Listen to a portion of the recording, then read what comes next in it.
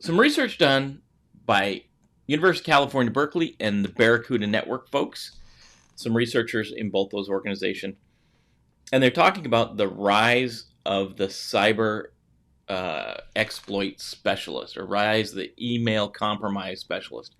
And really the root of this article is that the folks that attack and gain access to your computer may not be the ones that are going to fully exploit your computer. And it's funny the way they go on. Say, okay, some of the findings, they looked at 159 compromised accounts from 111 organizations.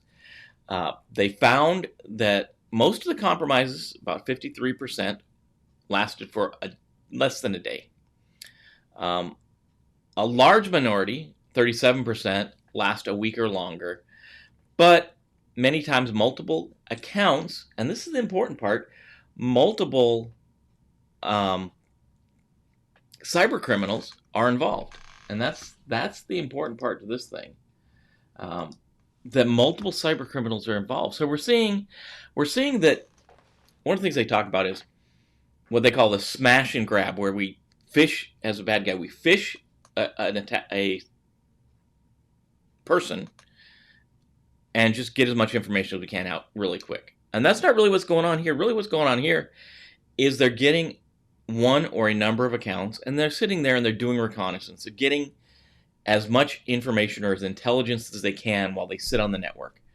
They gather email signatures, they gather information about what the accounts on the network are doing, what they look like, and then they're handing it off or they're selling it to someone else.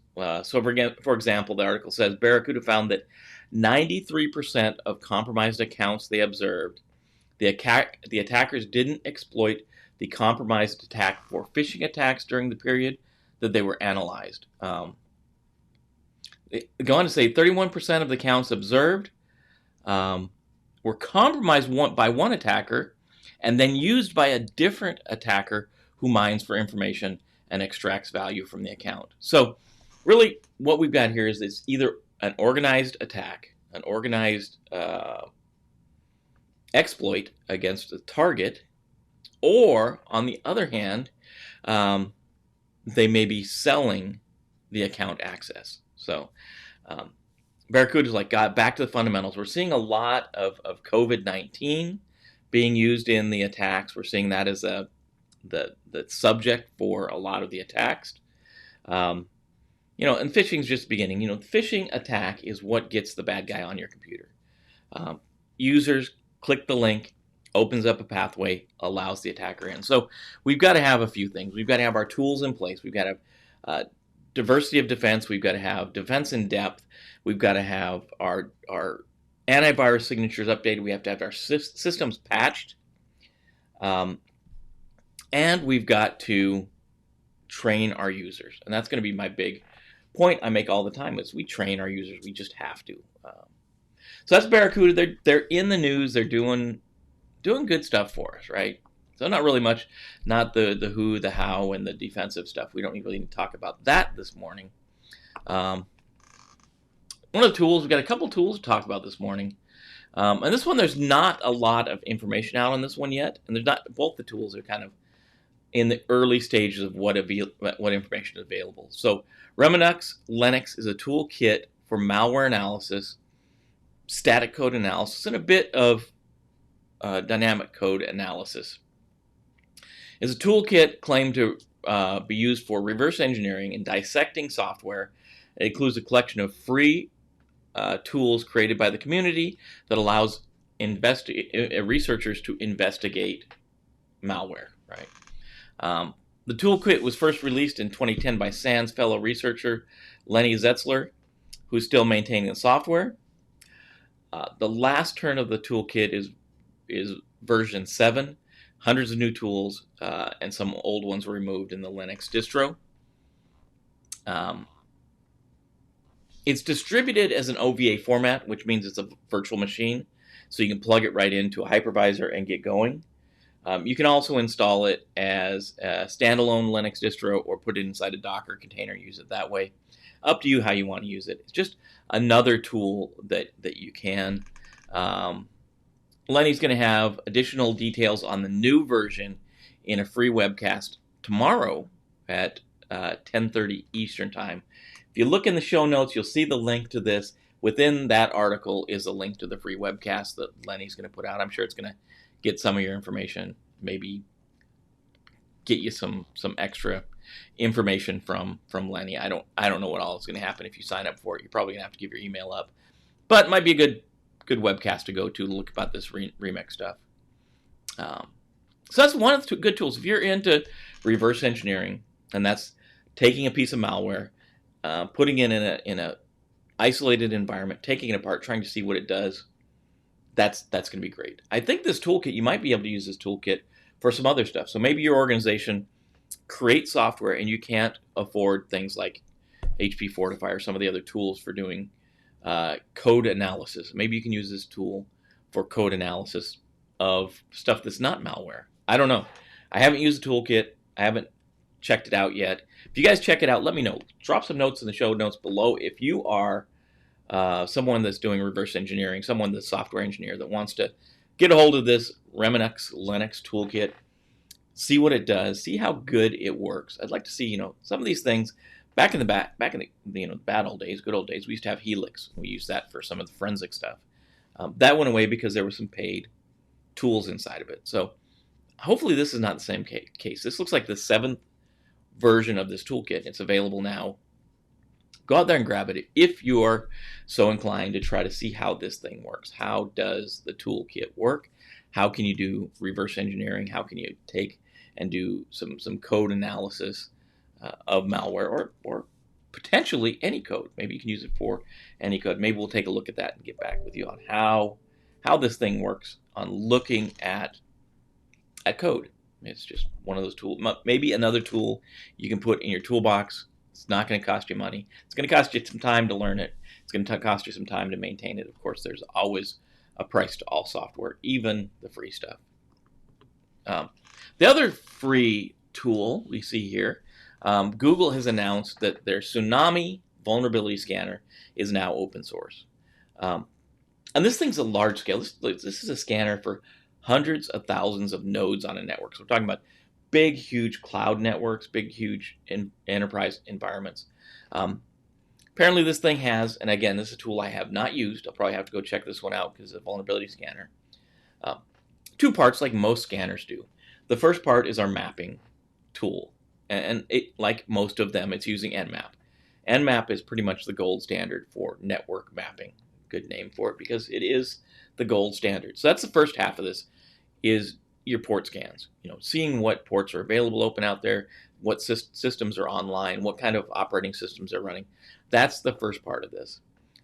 The second part of the scanner is it's a vulnerability scanner, right? So it's checking for exposed UIs, it's checking for weak credentials, it's checking for patches that are not in place. So it's on a GitHub repository. There's a good article about it. Again, these two applications, there's not a lot of details in the show notes. There's not in the articles that are referenced. So if you want to go out and check them out, great time to check them out. Fire up a virtual machine, fire up a Docker server, launch these things, see how they work.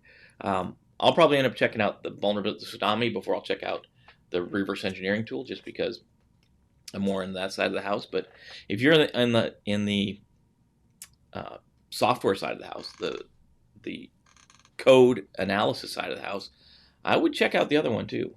Look like 2 tools you can put in your tool belt. Get them, improve for your environment wherever you're working. Check it out. See what they can do for you. See how they can help you out. Maybe a good opportunity to do some good things for less money. I know a lot of people are going through tightened budgets. I know it's hard sometimes to get the money you need to do the job you have. Really, time's already limited. So if we can automate some of these things, that might be the time. So that's a good thing that's out there. And our last story of the day, I kind of like this one. Emotet. We talked about Emotet last week, right? Emotet's back. It's been kind of dormant for about 5 months, and now it's back. It's out there kicking. It's delivering some Trojanized malware, but somebody, that apparently the network that Emotet's using to distribute this malware is got the same password, and it's a weak configuration. Essentially, they're hosting the malware drop sites on people's WordPress websites. So they'll have a compromised WordPress website. They'll put the malicious code on that website, and they'll use that to serve that malicious or that compromised WordPress website will be used for distribution of their malcode of the Trojan. So what this, and I guess we'd call him technically a gray hat hacker, is doing is he or she, I should say, they've got into this network, this Emotet network, and they've replaced the malicious code with different GIFs. So the article from ZDNet shows a couple of the GIFs. It's got Hackerman, it's got James Franco GIFs. It's got a bunch of different GIFs that they're using, but it's not the malcode anymore. So it's not malicious software anymore. It's a GIF. So if you have users that are getting weird GIFs now, if they're like, hey, I went to open an invoice and it was a GIF, they're talking to you about that, that means they were hit by Emotet. But luckily, it wasn't the Emotet with the malicious payload. It was Emotet that this I'm going to call him a gray hat, because he's compromising systems he doesn't have access to when he's going into these WordPress websites. But he's doing it for kind of this vigilante purpose to derail Emotet. The article claims that 2/3 of the Emotet attacks now are being served up with these GIFs instead of being served up with actually the malcode, which is crazy. At work today, Paul, no problem. I know it's Monday. We all got work to do, man. We all have work to do. So if you have to be at work, definitely understandable. So I think it's funny what's going on with Emotet. Definitely, they're not happy. They know what's going on. They being the Emotet network, the Emotet group, folks that are pushing Emotet out. They know that this is going on. They know their code, their malcode, is being replaced by these funny GIFs. So it's potentially blunting the attack. The attack is not compromising machines. They're only getting about a quarter of the attacks through that they wanted. And then last week we talked on Friday, there was like 800,000 emails that went out trying to push Emotet out to unsuspecting users. Of those 800,000, only a quarter are getting the malcode, which is still a ton, way too many. Hopefully, of that quarter, they've been educated, they've got defensive measures in place, they're not clicking in the link. But 3/4 are getting a weird GIF. So if you got end users, you got friends, you got family coming to you saying, hey, I got an invoice from Larry's company. I didn't know I didn't even work for Larry's company, but I want to make sure if he owed me money, I was getting the money. But when I opened it, it was a James Franco or a SpongeBob GIF. Let them know they're following bad hygiene practices. They've really would have been compromised by Emotet had this gray hat not gone in and replaced that stuff with kind of a harmless GIF. It's kind of the vigilante of the internet out here doing stuff. Pretty impressive. They said Emotet is quick to get their malcode back onto these sites, so it's kind of seems to be a game between these two groups now. This gray hat is putting GIF there. The Emotet groups going back and replacing it with malcode, and then this guy's going back in, guy or girl, it's going back in and replacing it again with GIF. So they're going back and forth, GIF, however you want to say. I say GIF. Going back and forth, changing the payload out, and that's the way the Emotet distributes its payload is, it's a distributed network. They've got a lot of different nodes that are serving the malcode, and when the phishing exploit goes out, it calls one of those locations and pulls down the code. In this case, it's calling what it thinks is malcode, and it's pulling down a GIF instead. Just something to know. Again, the why this guy's doing this, I'm not sure why he's doing it, but he's probably maybe he's just trying to do the right thing. he's trying to derail Emotet. Maybe he or she is from an alternate group that doesn't like what Emotet's doing. I don't know. I don't know what the why.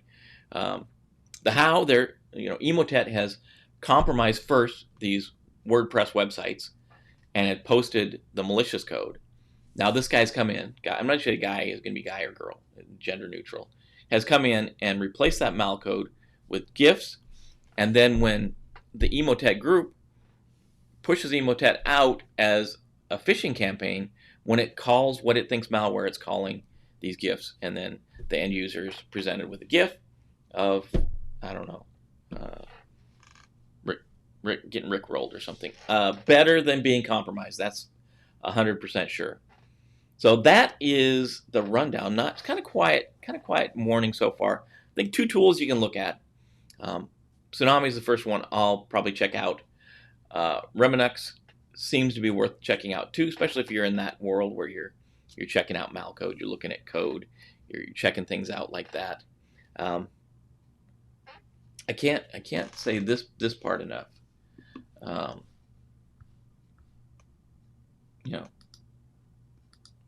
Our trivia night